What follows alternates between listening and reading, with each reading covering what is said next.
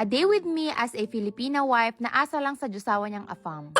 Magsha-shopping na naman tayo pero dahil nga hindi milyonaryo yung nadagit ko, dito lang tayo sa TJ Maxx. Pagpasok ko, ito yung mga bumungad sa akin. Kukuha dapat ako ng basket, pero pagod na ako magsinungaling sa sarili ko. At alam ko naman papagastos ako today. Actually, pera pala ng asawa kong gagastusin ko. So, kumuha na ako ng basket. Ang ganda ng Kate Spade, oh. Madami ditong mga branded bags, gaya ng MK. Pero dahil marami na akong bag, hindi mo tayo bibili. Well, depende siguro pag may nagpatibok ng puso ko. Pwede namang tawagan si Daddy. Charot! Meron sila dito iba't ibang klase ng mga pabango. Merong mura, merong sakto lang, meron din yung mga kilalang brands. Tapos yung iba, yung medyo pricey, nakalagay sila sa isang lalagyan. Parang ito, nung unang pasok ko dito, sa pagkakaalam ko, hindi naman sila nakalagay sa lock. Pero siguro dahil ninanakaw or nawawala, kaya nilagay na nila dyan. So kapag gusto mong magtingin ng price or may nagustuhan ka, kailangan mo lang sabihin yung pangalan mo sa counter. Tapos dun pa lang nila i-scan yung item, hindi nila ibibigay sa'yo. Ang pinunta ko talaga dito is yung mga gamit pambahay kasi nga kailangan ko ng mga bagay para sa aking studio. Pero hindi naman siguro masama kung titingin-tingin tayo, 'di ba? Ang dami nilang mga dress ngayon. Alam niyo naman yung mga kahinaan ko. Pero yun nga, may nakita ko maganda dito para siyang perfect na outfit pag nanood ng Taylor Swift concert. Pero wala tayong budget mag-watch ng Taylor Swift concert kaya ayan, nilagpasan natin. Pero gusto ko siyang i-try. Dito naman mga bakla, tumitingin ako ng mga pantalon, hindi sa mga pang adults. Doon ako sa may junior, yung mga pambata kasi wala talagang magkasyang size sa akin. Ang kagandahan din na maliit yung katawan mo is kapag bumili ka ng pantalon sa pambata, mga nasa around $15 lang siya. Kumpara kapag doon sa pang-adults, medyo mas mahal, mga 25, mga 30, ganyan. Madami silang iba't ibang klase ng mga swimsuit dito, pero ako pag nagtitingin ng swimsuit, ang una kong tinitingnan is yung kulay. Gusto ko yung sobrang tingkad, o di naman kaya yung mga neutral lang na colors. Parang ganyan, gusto ko yan. Tapos yung bra, medyo maliit sa akin. Punta ako sa section na pang teens and nagtingin-tingin ako ng mga pantalon. Kasi yung iba kong pantalon dito, sobrang sikip na kasi lumalaking hita ko kaka-workout. Yung iba kong pantalon, ibibigay ko na kay Sab. So, ganito mga pantalon ang mga nakakahiligan ko ngayon. Titingnan ko kung kasya ko yan. Si Sab pala magbo-birthday na next week. And then, naghahanap pa ako ng mga regalo sa kanya. Dati gustong-gusto namin ng mga ganito. Ako gustong-gusto ko hanggang ngayon. Pero siya hindi na siya masyadong mahilig. Alam niyo nung ganyang edad ako, yun yung uso, yung mga ipit-ipit, yung mga colorful na Sanrio. Kaya sabi ko pag nagkaanak ako, talagang isa-shower ko siya sa mga gantong bagay. Pero hindi siya mahilig.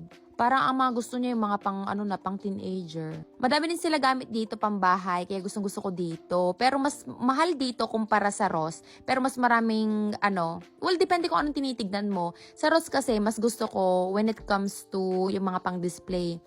Ang mga gusto ko naman dito sa TJ Maxx is yung mga damit. Pero dahil magkalapit lang sila, kaya pinuntahan ko sila pareho. Nagtitingin-tingin ako ng mga pang-display, di ba sabi ko sa inyo kanina? So, iniisip ko kung gusto ko ng mga ganyan or ganto. Parang gusto ko din bumili ng ganyan.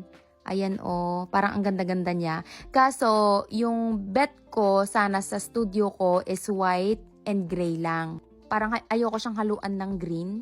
Pero, well, depende siguro sa mood. Magaganda rin yung mga paintings nila dito. Pero, medyo mas mahal kumpara sa Ross. Magtitingin pala ako ng mga organizers. Doon kasi sa Ross, wala silang ganto. Dito, marami. So, ayan, ang ganda. $7. Ito naman din, maganda lalagyan ng mga ballpens, ganyan. Gusto ko tong pailaw nila, medyo familiar. Diyos ka mga bakla, naisip ko. Charot! Napakaliit naman ng Dreamcatcher na ito. Siguro pag binili mo yan, Diyos ko, ewan ko na lang kung magkaroon ka pa ng masamang panaginip. Ito talaga yung pinunta ko dito, yung magtingin ng mga furnitures. Pero ang nasa listahan ko talaga, kailangan puti. Ang cute-cute nito, parang sarap-sarap niyang upuan. Tapos may lalagyan pa yan sa loob. Tapos ito na nga, nakita ko na tong gusto kong bilhin. Pero, ay, ito pa pala ang ganda. Kaso may accent siya ng gold. Di ba? Tapos may dent na siya. Di ba sabi ko nga sa inyo gusto ko ng gray and white lang. So, binili ko na siya. Tapos, dito banda, maraming mga accessory sa hair. Meron yung mga pang kulot, pang blow dry, pang straight ng hair, mga panuklay. Ay, speaking of that, Diyos ko, alam nyo ba, meron kami 5 suklay dito sa bahay. Hindi ko alam kung nasan. Isa lang alay kong nagagamit. Meron din dito mga pang skincare, mga hair care, ganyan. Yung lagi kong ginagamit na brand, ayan, Mario Badescu. Tapos meron din sila ditong mga collagen spray. Ay, facial ba yan?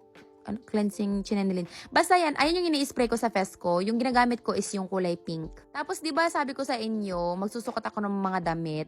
May nakita ako, ito pang summer maganda sana. Kaso medium tong nakuha ko, kaya hindi siya maganda. Ito naman yung sinasabi ko sa inyo pang Taylor Swift na concert. Kaso hindi ko siya masyadong bet. Tag $20 yan, pero feeling ko, makabibili ko yun sa Shein ng mga 13. Napabili din pala ako nitong hair towel. So, gusto ko dito nagsha-shopping kasi kung tutuusin, pag nag-order ako online, mas mahal. Eh kung alam ko namang mabibili ko dito ng mas mura, di go. Nagsukat ulit ako ng pantalon and this time, yung size pang 14 years old, size 14, at saka yung size 12, kasya naman, pumasok naman siya kaso medyo lawlaw dun sa my waist. Tapos, kumuha ako ng size small nung dress kanina and nagustuhan ko naman siya. So, kinuha ko. Pipila na ako para magbayad, tas nakita ko to. Parang ang ganda, no? So, eto na mga pinamili ko lahat. Babayaran ko na lang yan, tas uwi na ako. Bye!